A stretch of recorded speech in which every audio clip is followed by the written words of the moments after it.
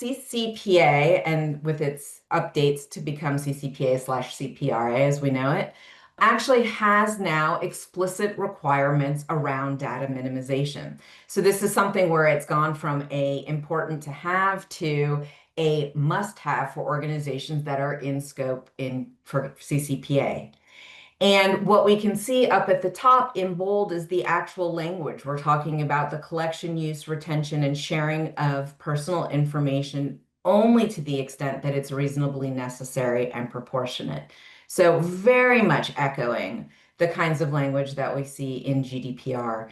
And again, with that has become now explicit obligations under the CCPA for organizations not only to enact minimization, but also to couple that with purpose limitation. So we see a real awareness of this idea of secondary use of data and the need to have disclosures around that, potentially resoliciting consent, all falling under this concept of the idea of purpose limitation, that it cannot be used. Data can't be used for unrelated purposes.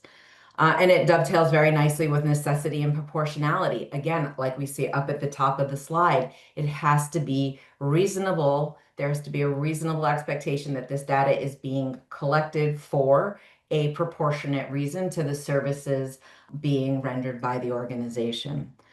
And one of the things that we're seeing is that there is actual, for this, tangible risk of non-compliance, because this is actually a violation within the CCPA that the AG or the CPPA, the board, can actually enforce without a data breach. So ordinarily what we see is there's, very heightened awareness of what ends up happening if data is compromised or exposed in some type of a breach. We are also going to see that the very fact of having extra information, just being in possession of it beyond what's necessary, is going to potentially subject organizations to investigation and fine. So really a real maturing of the CCPA with this.